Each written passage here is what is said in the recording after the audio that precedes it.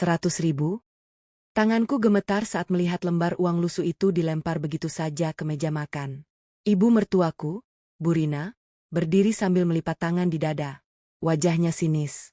Di belakangnya koper-koper besar sudah berjajar rapi di ruang tamu. Aroma parfum mahal memenuhi rumah kecil kami yang bahkan cicilan listriknya belum lunas. Ambil itu buat kebutuhan 1 bulan, katanya dingin. Saya sama anak saya mau liburan ke Bali. Jangan ganggu kami cuma gara-gara urusan receh. Aku menatap uang itu lama. 100.000. Untuk makan. Untuk susu anak. Untuk gas. Untuk semuanya. Aku menoleh ke arah suamiku. Ardi, berharap kali ini dia bicara. Minimal membela sedikit saja harga diriku di depan ibunya. Tapi laki-laki itu malah menunduk sambil memainkan ponselnya. Seperti biasa. Diam. Hatiku terasa diremas. Mas, suaraku pelan, nyaris pecah. Uang belanja bulan kemarin aja nggak cukup. Belum selesai aku bicara, Bu Rina langsung membentak. Kurang terus. Kamu itu perempuan boros atau memang nggak becus ngatur uang? Aku tercekat. Padahal setiap hari aku memasak seadanya. Bahkan sering pura-pura kenyang supaya anak kami bisa makan lebih banyak. Tapi semua pengorbananku selalu dianggap tidak ada. Bu Rina berjalan mendekat, lalu menunjuk wajahku dengan tatapan penuh hinaan. Dulu sebelum nikah sama kamu, hidup anak saya enak. Sekarang gajinya habis terus. Aku menggigit bibir kuat-kuat agar tidak menangis. Gaji Ardi habis? Bukankah setiap tanggal muda justru Bu Rina sendiri yang datang mengambil ATM suamiku? Bahkan pinya pun beliau yang menentukan. Aku pernah mencoba protes sekali. Dan malam itu Ardi marah besar padaku. Katanya, ibunya sudah membesarkannya susah payah. Jadi sebagai anak, dia wajib membalas budi. Tapi sampai kapan? Sampai keluarga kecil kami hancur? Ardi akhirnya bicara pelan. Udahlah. Namun kalimat itu bukan untuk membelaku. Dia justru mendekati ibunya dan membantu mengangkat koper ke mobil online yang sudah menunggu di luar. Dadaku makin sesak. Bu Rina tersenyum menang. Sebelum pergi, beliau membuka dompetku yang ada di meja. Tangannya mengambil 2 lembar uang 20 ribuan yang kusimpan diam-diam untuk membeli obat batuk anak kami. Ini saya pinjam dulu. Aku langsung berdiri panik. Itu buat obat Dika, Bu. Ah, lebay, bentaknya. Batuk sedikit aja kayak mau mati. Air mataku akhirnya jatuh. Bukan karena uang itu. Tapi karena anakku sendiri bahkan tidak dianggap penting. Dika yang sedari tadi duduk di lantai tiba-tiba menarik bajuku pelan. Bunda, bisiknya lirih. Dika lapar? Aku menunduk cepat agar anakku tidak melihat aku menangis. Sementara itu Bu Rina malah tertawa kecil. Tuh kan, baru juga tanggal muda udah lapar. Didikan ibunya memang mental miskin. Kalimat itu menghantamku lebih keras daripada tamparan. Ardi mendengar semuanya. Tapi lagi-lagi, dia diam. Mobil yang membawa mereka pergi akhirnya keluar dari halaman. Aku berdiri mematung di depan rumah dengan uang 100.000 di tangan dan anak kecil kelaparan di pelukanku. Sore itu hujan turun deras. Dan tanpa kusadari, itulah hari terakhir aku memilih dia menghadapi penghinaan mereka. 3 tahun sebelumnya, aku masih ingat jelas hari pertama masuk ke rumah keluarga Ardi sebagai seorang istri. Rumah itu tidak besar, tapi terasa hangat waktu itu. Bu Rina menyambutku dengan senyum manis. Bahkan beliau sendiri yang menyuapiku saat acara syukuran kecil setelah akad nikah selesai. Mulai sekarang kamu anak ibu juga, katanya lembut. Dan bodohnya, aku percaya sepenuhnya. Aku menikah dengan Ardi bukan karena harta. Waktu itu dia hanya staf gudang biasa dengan gaji pas-pasan. Tapi dia pekerja keras, penyayang, dan selalu berhasil membuatku merasa aman. Setidaknya, dulu begitu. Kami tinggal sementara di rumah Bu Rina karena Ardi belum mampu mengontrak rumah sendiri. Aku janji nggak akan lama, bisik Ardi malam pertama kami menikah. Kalau tabungan cukup, kita pindah. Aku tersenyum sambil mengangguk. Aku rela hidup sederhana asalkan bersama orang yang mencintaiku. Hari-hari awal pernikahan terasa indah. Aku bangun paling pagi, memasak, mencuci, menyiapkan bekal Ardi, bahkan mengantar Bu Rina ikut pengajian. Beliau sering memujiku di depan tetangga. Menantuku ini rajin sekali. Kalimat sederhana itu saja sudah membuatku bahagia. Sampai suatu malam, semuanya mulai berubah. Hari itu Ardi baru menerima gaji pertamanya setelah menikah. Aku ingat sekali wajah bahagianya saat menyerahkan amplop coklat itu kepadaku. Pegang ya, katanya sambil tersenyum. Sekarang kita belajar bangun rumah tangga sendiri. Jantungku hangat mendengarnya. Tapi kebahagiaan itu bahkan tidak bertahan 1 jam. Burina tiba-tiba masuk ke kamar tanpa mengetuk pintu. Gaji Ardi mana? Tanyanya langsung. Aku dan Ardi saling menatap. Masih dengan senyum sopan, aku menyerahkan amplop itu. Kupikir beliau hanya ingin melihat. Ternyata tidak. Burina langsung membuka amplop, menghitung uangnya cepat, lalu memasukkan semuanya ke tasnya.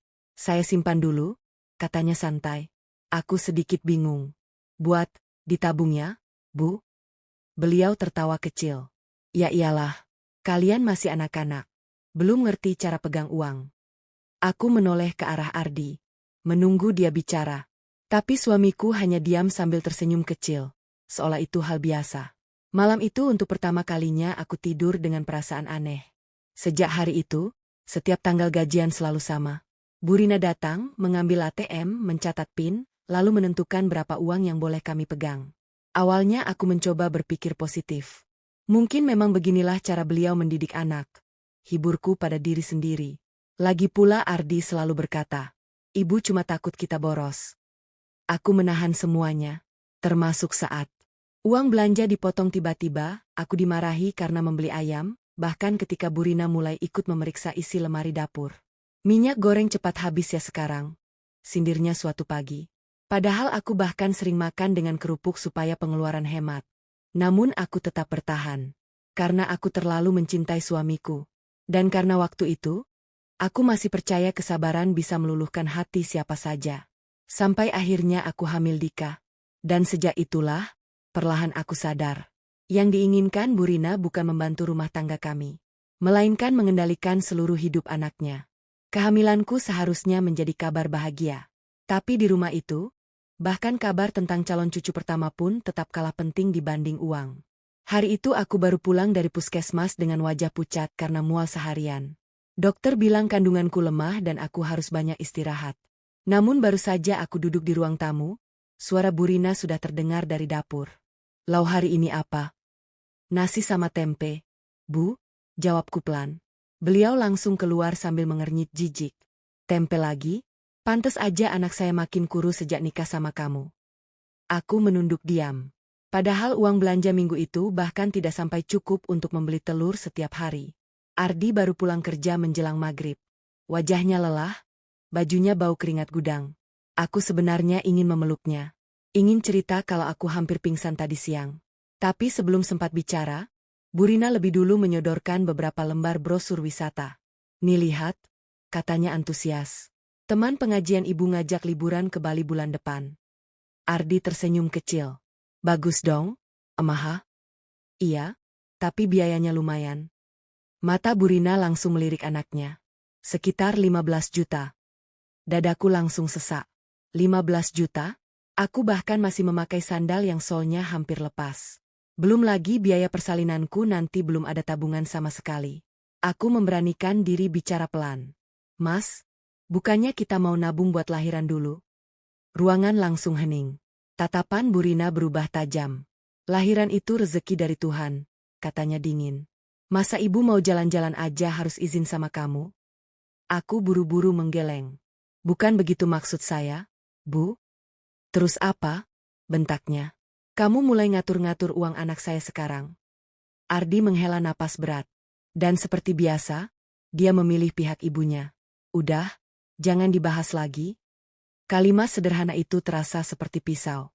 Malamnya aku menangis diam-diam di kamar mandi agar tidak terdengar. Aku mulai sadar, dalam rumah tangga ini, aku selalu berada di posisi paling bawah. Beberapa bulan kemudian Dika lahir. Aku berharap kehadiran anak kami bisa melunakkan hati Burina. Nyatanya aku salah. Beliau justru semakin sering ikut campur. Cara aku menggendong salah, susu bayi dianggap boros, popok sekali pakai disebut pemborosan. Bahkan saat Dika demam tinggi tengah malam, Burina masih sempat berkata, "Dulu Ardi kecil nggak seribet ini. Anak sekarang manja karena ibunya lemah." Aku memeluk anakku sambil menahan air mata. Yang paling menyakitkan bukan hanya ucapan beliau, tapi perubahan Ardi. Suamiku yang dulu hangat perlahan menjadi dingin. Setiap kali aku mengeluh soal uang, jawabannya selalu sama. Ibu lebih ngerti keuangan daripada kita. Sampai suatu hari aku tidak sengaja melihat sesuatu yang membuatku terdiam lama. Saat membersihkan ruang tamu, aku menemukan kwitansi transfer puluhan juta rupiah atas nama Burina. Tanggalnya bertepatan dengan hari ketika aku harus menunda kontrol kandungan karena tidak punya biaya. Tanganku dingin. Aku mulai menghitung semuanya dalam kepala. Gaji Ardi, lembur, bonus tahunan, uang tabungan. Kemana semuanya pergi? Kenapa kami selalu hidup seperti orang kekurangan? Kecurigaanku semakin besar saat tetangga mulai bercerita. "Wah, ibu mertua kamu hebat ya," kata seorang ibu sambil tersenyum kagum. "Baru habis renovasi dapur di rumah kampung." Aku tercekat. Renovasi? Bukankah bulan lalu Ardi bilang uang kami habis untuk membayar hutang? Malam itu untuk pertama kalinya aku membuka laci lemari Ardi diam-diam. Dan di sanalah, aku menemukan buku rekening itu. Tanganku gemetar saat melihat jumlah transfer rutin ke rekening Burina. Bukan jutaan, tapi puluhan juta setiap bulan. Air mataku jatuh satu persatu. Selama ini aku rela hidup irit, menahan lapar, memakai baju lama, bahkan menunda membeli obat anak. Sementara uang keluarga kami mengalir entah kemana. Pintu kamar tiba-tiba terbuka. Aku langsung panik. Ardi berdiri di sana sambil menatapku tajam. "Apa yang kamu lakukan?" Untuk pertama kalinya dalam pernikahan kami, aku memberanikan diri menatap mata suamiku tanpa takut. Dan dengan suara bergetar aku bertanya, "Mas, sebenarnya kita ini keluarga? Atau cuma mesin uang buat ibu?" Pertengkaranku dengan Ardi malam itu tidak menghasilkan apa-apa. Suamiku hanya merebut buku rekening dari tanganku lalu berkata dingin, "Jangan ikut campur urusan ibu." Aku menatapnya tidak percaya. "Ini bukan urusan ibumu lagi, Mas. Ini uang keluarga kita." Ardi mengusap wajah kasar. "Kamu nggak ngerti pengorbanan ibu selama ini." Kalimat itu lagi, selalu itu. Seolah semua luka yang kutahan tidak pernah dianggap ada. Malam itu kami tidur saling membelakangi. Dan sejak hari itu, sesuatu dalam diriku mulai perlahan mati. Aku tidak lagi banyak bicara. Tidak lagi berharap dibela. Aku hanya fokus merawat Dika dan bertahan hidup semampuku. Namun ternyata, penderitaanku belum mencapai titik terburuk. Hari itu hujan turun deras sejak pagi. Dika yang baru berusia 3 tahun demam tinggi. Tubuh kecilnya panas sekali sampai bibirnya pucat. Aku panik. Sudah 2 hari panasnya tidak turun. "Mas, kita ke rumah sakit sekarang ya?" kataku sambil menggendong Dika yang lemas. Ardi terlihat ragu. "Sekarang?" "Iya." Dika sesak napas. Akhirnya kami pergi ke IGD dengan motor tua Ardi menerobos hujan. Sepanjang jalan aku memeluk anakku erat sambil berdoa dalam hati. "Ya Allah, jangan ambil anakku." Di rumah sakit, dokter langsung memeriksa Dika. Wajah dokter berubah serius. Anaknya harus dirawat. Infeksinya sudah mulai masuk paru-paru. Dunia terasa runtuh. Kakiku hampir lemas mendengar itu. Petugas administrasi lalu datang membawa formulir. "Silakan deposit awal 3 juta dulu ya, Bu." Aku langsung menoleh ke Ardi. Suamiku buru-buru membuka aplikasi mobile banking. Namun beberapa detik kemudian wajahnya berubah pucat. "Saldo saya, kosong." Aku tercekat. "Kosong?" Tangannya gemetar. "Semalam ibu ambil uangnya?" Aku seperti kehilangan suara. "Mas, itu uang buat Dika?" Ardi langsung mencoba menelepon Burina. Sekali, 2 kali, 3 kali, tidak diangkat. Beberapa menit kemudian akhirnya telepon tersambung. Suara musik terdengar keras dari seberang sana. Burina ternyata sedang karaoke bersama teman-temannya. "Kenapa sih? Ibu lagi senang-senang ini?" Ardi bicara cepat. "MAH, Dika masuk rumah sakit. Uangnya kepake semua." Belum selesai bicara, Burina malah terdengar kesal. "Loh, bukannya kemarin ibu bilang jangan boros terus?" Aku tidak percaya dengan apa yang kudengar.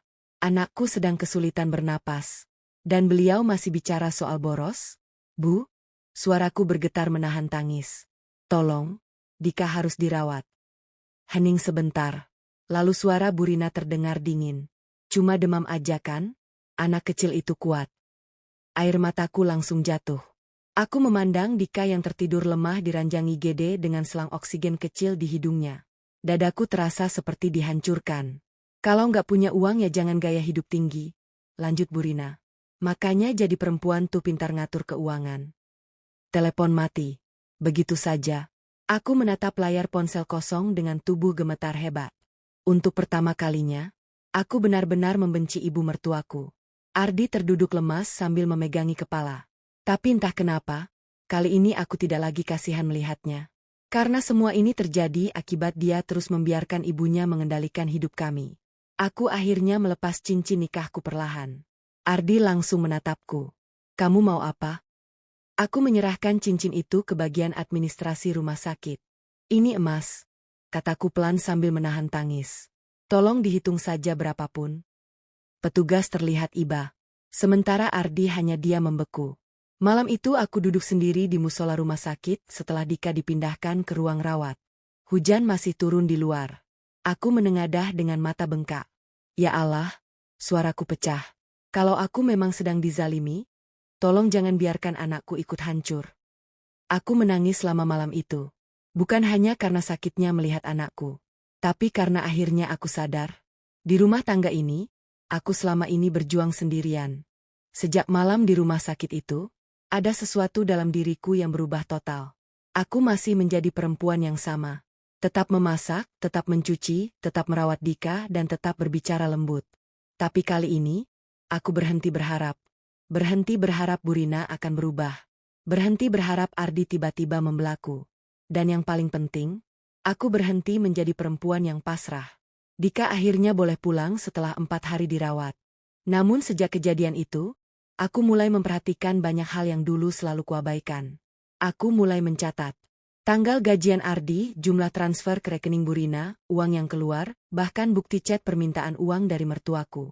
Diam-diam semuanya kusimpan di folder email pribadi. Bukan untuk balas dendam. Setidaknya, awalnya begitu. Aku hanya tidak ingin suatu hari nanti dianggap gila saat mengatakan kebenaran. Sementara itu Burina tetap sama. Bahkan semakin menjadi-jadi. Beliau baru pulang dari Bali dengan koper penuh oleh-oleh dan wajah berseri-seri. Di depan tetangga beliau tertawa bangga sambil menunjukkan foto-foto hotel mewah. Sedangkan aku masih memakai sandal rumah sakit karena uang untuk membeli sandal baru saja tidak ada. Menantu saya ini memang lemah, kata Burina suatu sore pada ibu-ibu tetangga. Anaknya demam dikit aja langsung panik ke rumah sakit. Mereka tertawa kecil. Aku hanya tersenyum tipis sambil menjemur pakaian. Tapi dalam hati, ada luka yang perlahan berubah menjadi tekad. Malam harinya, saat semua tidur, aku mulai membuka ponsel lamaku. Aku mencari cara menghasilkan uang dari rumah. Karena untuk pertama kalinya, aku sadar. Kalau aku terus bergantung pada Ardi, maka hidupku dan Dika akan selamanya berada di bawah kendali Burina. Aku mulai berjualan kecil-kecilan. Jilbab online, camilan frozen, sampai menerima jasa membungkus hampers. Aku mengerjakannya diam-diam tengah malam saat semua orang tidur.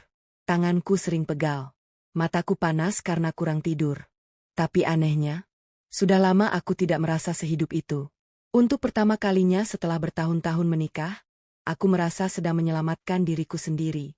Beberapa minggu kemudian, pesanan mulai datang sedikit demi sedikit. Memang belum besar, tapi cukup membuatku bisa membeli susu Dika tanpa meminta uang siapapun. Hari ketika aku membayar obat anakku dengan uang hasil kerjaku sendiri, aku menangis diam-diam di kamar mandi. Bukan sedih, melainkan karena akhirnya aku merasa punya harga diri lagi. Namun ternyata Tuhan mulai membuka sesuatu yang jauh lebih besar. Suatu siang aku tidak sengaja mendengar Burina berbicara di telepon. Nada suaranya panik. Iya nanti saya bayar, jangan datang ke rumah dulu. Aku yang sedang menyapu langsung terdiam. Tak lama kemudian, seorang pria datang ke rumah membawa map tagihan. Wajah Burina langsung pucat saat melihatnya. Beliau buru-buru menarik pria itu menjauh dari teras. Tapi samar-samar aku masih mendengar kalimat itu. Cicilan ibu sudah nunggak 3 bulan. Jantungku berdegup keras. Cicilan? Malamnya, rasa penasaran membuatku diam-diam memeriksa beberapa amplop di meja ruang tamu. Dan disitulah semuanya mulai terbuka. Tagihan kartu kredit, pinjaman online, cicilan koperasi. Semua atas nama Burina. Jumlahnya bukan jutaan kecil, tapi ratusan juta. Tanganku dingin. Aku akhirnya mengerti kemana semua uang Ardi selama ini mengalir. Bukan untuk kebutuhan keluarga, Bukan untuk masa depan. Melainkan untuk menutup gaya hidup dan hutang ibunya. Dadaku sesak mengingat. Dika hampir gagal dirawat, aku menjual cincin nikah, kami hidup seperti orang miskin. Sementara di luar sana, Burina sibuk menjaga gengsi. Aku duduk lama di kamar malam itu sambil memandangi Dika yang tidur pulas. Lalu perlahan aku membuka laptop kecil bekas pemberian teman. Aku mulai membuat rekening baru atas namaku sendiri. Aku juga mulai menyimpan sebagian hasil jualanku diam-diam. Sedikit demi sedikit. Pelan. Rapi. Dan untuk pertama kalinya, aku tidak lagi berdoa agar Burina berubah. Aku justru berdoa agar Tuhan memberiku kekuatan saat waktunya kebenaran terbuka nanti. Karena sekarang aku tahu satu hal. Orang yang paling berbahaya bukan yang suka marah di depan. Melainkan orang yang diam, lalu mulai berhenti takut. Hari kehancuran Burina datang lebih cepat dari yang kubayangkan. Dan ironisnya, semua dimulai saat beliau kembali pergi liburan. Pagi itu Burina berdandan sangat rapi di depan cermin ruang tamu. Tas branded menggantung di lengannya, sementara mulutnya sibuk menelepon teman arisannya. Iya dong, hidup harus dinikmati, katanya sambil tertawa kecil. Kalau nunggu tua malah sakit semua. Aku yang sedang menyuapi Dika hanya diam. Sudah hampir 3 bulan aku menjalankan usaha kecilku diam-diam. Dan selama 3 bulan itu pula, hidupku mulai berubah pelan-pelan. Aku tidak lagi meminta uang belanja pada Ardi. Aku juga mulai membantu suamiku menghitung pengeluaran rumah tangga secara detail. Awalnya Ardi marah saat tahu aku mencatat semua transfer ke rekening Burina. Tapi setelah melihat sendiri tagihan-tagihan hutang ibunya, laki-laki itu mulai diam. Dan untuk pertama kalinya sejak menikah, aku melihat sesuatu yang belum pernah kulihat di wajah suamiku. Kecewa.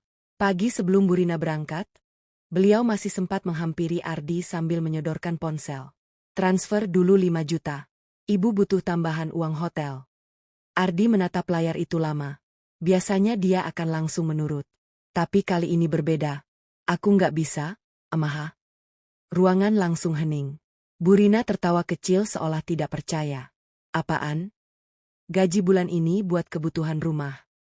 Wajah Burina perlahan berubah. Kamu berani nolak ibu sekarang? Aku bisa melihat tangan Ardi menegang. Namun suamiku tetap menjawab pelan.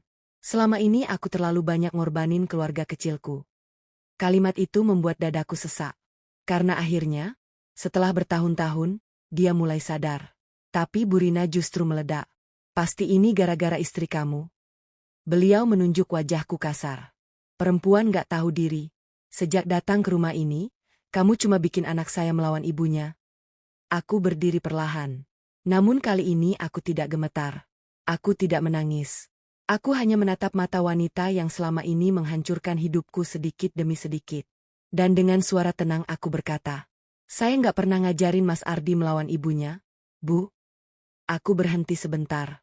Saya cuma ngajarin dia melihat kenyataan.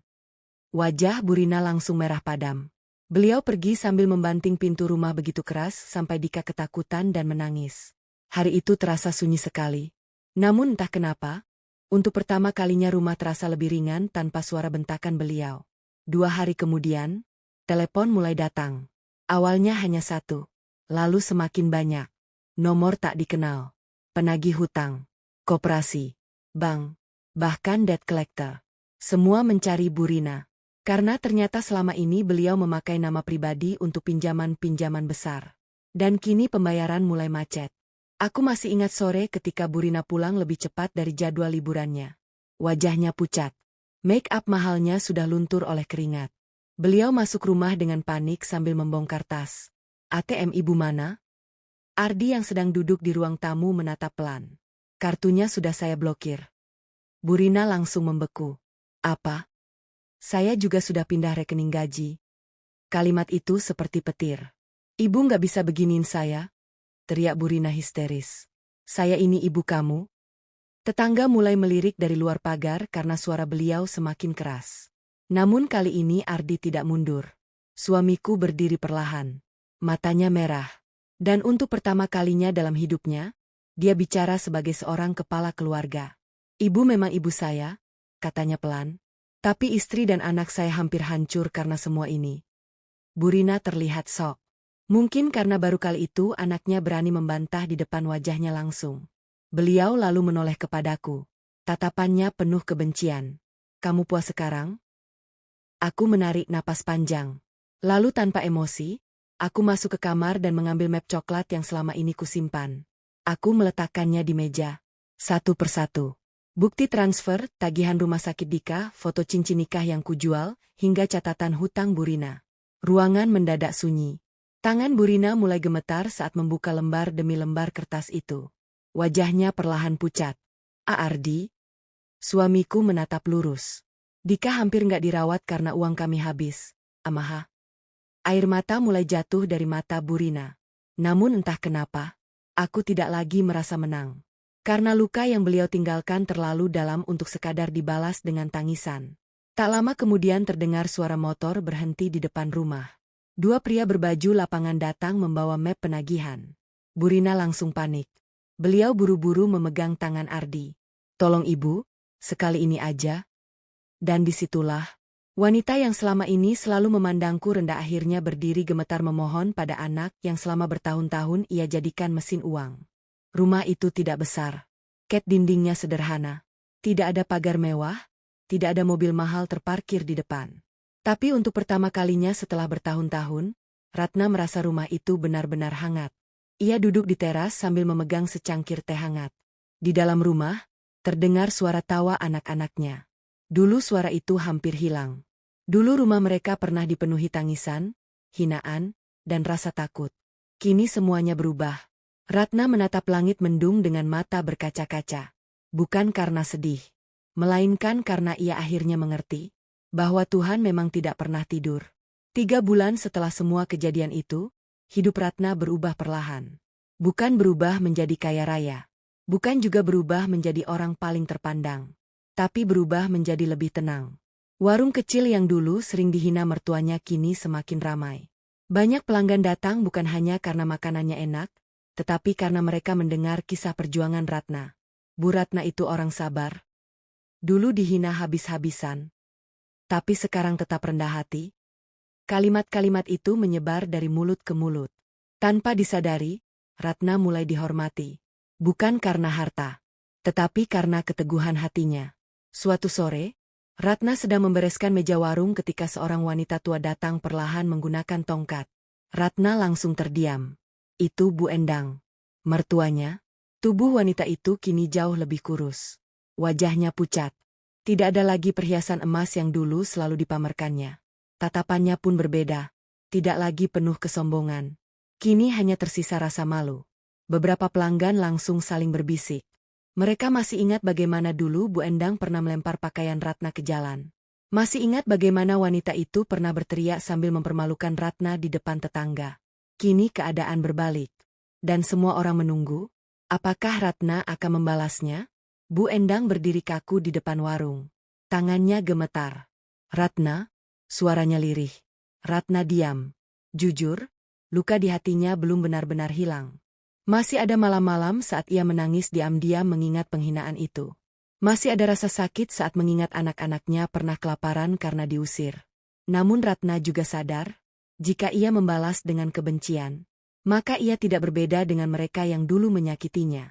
Bu Endang menunduk dalam. Aku salah. Kalimat itu akhirnya keluar. Kalimat yang dulu mustahil terdengar dari mulut wanita sombong itu. Aku terlalu membela Reno. Aku terlalu merendahkan kamu. Air mata mulai jatuh di pipi keriputnya. Aku kira uang bisa membuat anakku bahagia. Ternyata aku menghancurkan keluarganya sendiri. Ratna menatapnya lama. Sunyi. Hanya suara hujan kecil terdengar dari atap warung. Lalu perlahan, Ratna mengambil kursi. Duduk dulu, Bu. Bu Endang terkejut. Ratna, kamu masih mau menerimaku? Ratna tersenyum tipis. Saya tidak lupa luka saya, Bu. Tapi saya juga tidak mau hidup membawa dendam. Kalimat itu membuat Bu Endang menangis semakin keras. Beberapa pelanggan ikut terdiam haru. Karena di zaman ketika banyak orang memilih membalas kejahatan dengan kejahatan, Ratna memilih tetap menjadi manusia baik. Tak lama kemudian, Reno datang. Pria itu kini bekerja serabutan. Wajahnya jauh berbeda dari dulu. Tidak lagi rapi dan penuh percaya diri. Selingkuhannya sudah meninggalkannya setelah bisnis mereka bangkrut. Kini Reno benar-benar sendiri. Saat melihat Ratna sedang menuangkan teh untuk ibunya, Reno langsung tertunduk malu. Ratna, suaranya serak. Aku tidak pantas dimaafkan. Ratna menatap pria yang dulu sangat dicintainya itu. Dulu ia pernah berharap Reno berubah. Pernah berharap rumah tangganya kembali utuh. Namun sekarang, perasaannya sudah berbeda. Tidak ada lagi cinta yang mengikat. Yang tersisa hanyalah pelajaran hidup. Kamu tetap ayah anak-anak, ucap Ratna pelan. Tapi kepercayaan yang rusak, tidak selalu bisa kembali. Reno menutup wajahnya sambil menangis. Dan untuk pertama kalinya, pria itu benar-benar sadar betapa berharganya wanita yang dulu ia sia-siakan. Malam harinya, Ratna duduk bersama kedua anaknya di teras. Anak bungsunya bersandar di pundaknya. Bu, katanya pelan. Kenapa ibu tetap baik sama nenek? Ratna tersenyum kecil. Karena pertanyaan itu juga dulu pernah ada di hatinya sendiri. Ia mengusap rambut anaknya perlahan. Karena hidup bukan soal membalas sakit hati. Kalau kita terus menyimpan dendam, hati kita tidak akan pernah tenang. Tapi kalau kita memaafkan, kita yang lebih dulu sembuh. Anaknya mengangguk pelan meski belum sepenuhnya mengerti. Ratna menatap langit malam. Matanya kembali berkaca-kaca. Ia teringat dirinya yang dulu, wanita yang ditampar, dihina, diusir, direndahkan seolah tidak punya harga diri. Tapi semua luka itu ternyata tidak menghancurkannya. Justru membentuknya menjadi lebih kuat, lebih sabar, dan lebih dekat kepada Tuhan. Kadang, orang yang paling sering menangis diam-diam adalah orang yang nantinya paling kuat bertahan. Dan kadang, balasan terbaik bukanlah menghancurkan orang yang menyakiti kita, melainkan tetap hidup bahagia, tanpa menjadi seperti mereka. Ratna tersenyum sambil memeluk anak-anaknya erat. Hujan malam itu terasa sangat tenang. Seolah langit pun ikut berkata, bahwa setelah semua badai panjang, akhirnya, ia benar-benar pulang pada kedamaian. 1 tahun berlalu. Warung kecil milik Ratna kini berubah menjadi rumah makan sederhana yang selalu ramai sejak pagi. Tidak mewah, tidak viral di media sosial, tapi penuh pelanggan setia. Orang-orang datang karena rasa masakannya. Dan lebih dari itu, karena mereka menghormati pemiliknya. Di sudut rumah makan itu, terpajang tulisan kecil berbingkai kayu. Jangan menghina orang yang sedang berjuang. Kita tidak pernah tahu doa siapa yang sedang Tuhan dengar. Setiap kali membaca tulisan itu, Ratna hanya tersenyum kecil. Tidak ada yang tahu, kalimat itu lahir dari luka hidupnya sendiri. Pagi itu suasana rumah makan cukup sibuk. Para pegawai mondar-mandir membawa pesanan. Aroma soto dan ayam goreng memenuhi ruangan. Ratna sedang menghitung stok di meja kasir ketika seorang pegawai mendekat. Bu, ada tamu mau ketemu. Ratna mengangkat kepala. Siapa? Pegawai itu terlihat ragu. Katanya, mantan suami ibu. Ratna terdiam beberapa detik. Jantungnya berdegup pelan. Nama itu sudah lama tidak ia dengar secara langsung. Reno, pria yang dulu menghancurkan hidupnya. Pria yang membuat anak-anaknya menangis setiap malam. Pria yang memilih wanita lain lalu membiarkan Ratna dihina keluarganya sendiri. Ratna menarik napas perlahan. Suruh masuk. Reno masuk dengan langkah pelan. Tubuhnya tampak lebih kurus dari terakhir kali mereka bertemu. Rambutnya mulai dipenuhi uban tipis. Bajunya sederhana, bahkan sedikit kusut. Ratna hampir tidak mengenali pria yang dulu sangat menjaga penampilannya itu. Reno berdiri canggung di depan meja kasir. Tatapan matanya penuh rasa malu. Assalamualaikum. Waalaikumsalam, jawab Ratna tenang. Sunyi sesaat. Reno menunduk. Aku cuma mau lihat anak-anak. Ratna tidak langsung menjawab. Bukan karena marah. Tetapi karena ada banyak kenangan pahit yang tiba-tiba kembali menyerang kepalanya. Tamparan ibunya. Pengkhianatan. Pintu rumah yang dikunci. Tangisan anak-anaknya. Semua terasa begitu dekat. Namun Ratna kini bukan wanita lemah seperti dulu. Ia sudah belajar mengendalikan luka. Anak-anak sekolah, jawabnya pelan. Reno mengangguk kecil. Lalu matanya melihat seluruh isi rumah makan. Ramai, hangat, hidup. Ada rasa sesak di dadanya melihat semua itu. Karena dulu, ia meninggalkan wanita yang justru mampu membangun semuanya dari nol. Aku dengar rumah makanmu sukses, katanya lirih. Ratna hanya tersenyum tipis. Alhamdulillah. Reno tertawa kecil. Tapi tawanya terdengar pahit. Dulu aku pikir kamu tidak akan bisa hidup tanpa aku. Kalimat itu menggantung di udara. Ratna tidak menjawab. Karena kenyataannya memang lebih menyakitkan dari sekadar jawaban. Reno lah yang sekarang terlihat kehilangan arah. Aku bangkrut, Ratna. Akhirnya Reno mengaku. Bisnis yang dulu aku banggakan habis. Orang-orang yang dulu dekat sama aku satu persatu pergi. Ratna dia mendengarkan. Aku kira wanita yang kupilih bakal setia. Reno tersenyum pahit. Ternyata dia pergi waktu aku jatuh. Ratna menunduk pelan. Ironis. Dulu Reno meninggalkan wanita setia demi seseorang yang hanya mencintai kemewahan. Dan sekarang, ia menuai pilihannya sendiri. Aku sering kepikiran kamu, lanjut Reno. Dulu kamu selalu ada waktu aku susah. Masakin aku. Doain aku. Nunggu aku pulang. Suara Reno mulai bergetar. Tapi aku malah nyakitin kamu sejahat itu. Ratna memejam mata sesaat. Kalimat-kalimat itu dulu sangat ingin ia dengar. Dulu, saat luka itu masih segar. Namun sekarang semuanya terasa berbeda. Waktu memang tidak menghapus kenangan. Tapi waktu mengubah rasa di dalam hati. Aku tidak datang untuk minta balikan, kata Reno cepat. Aku sadar aku tidak pantas. Aku cuma... Ia menahan napas berat. Mau minta maaf sekali lagi? Ratna memandang mantan suaminya lama. Lalu perlahan ia berkata, aku sudah memaafkan kamu dari dulu. Reno langsung menatapnya. Tapi memaafkan bukan berarti melupakan. Dan bukan berarti semuanya bisa kembali seperti semula. Air mata Reno jatuh begitu saja. Sebagai laki-laki, mungkin ini pertama kalinya ia benar-benar merasa kalah. Bukan kalah oleh kekayaan. Bukan kalah oleh jabatan. Tetapi kalah oleh ketulusan seorang wanita yang dulu ia hina. Tak lama kemudian, dua anak mereka pulang sekolah. Anak bungsu Ratna langsung berhenti di depan pintu saat melihat ayahnya. Ayah? Suasana langsung hening. Reno memeluk anak-anaknya sambil menangis. Ratna memalingkan wajahnya perlahan. Karena sejauh apapun sakit hati seorang ibu kepada suaminya, ia tetap tidak ingin anak-anak kehilangan kasih sayang ayahnya. Hari itu mereka makan bersama di rumah makan sederhana milik Ratna. Tidak ada pertengkaran. Tidak ada teriakan. Hanya ada suasana canggung yang dipenuhi penyesalan. Dan mungkin, itulah hukuman paling berat bagi Reno. Melihat wanita yang dulu ia sia-siakan kini hidup tenang tanpa dirinya.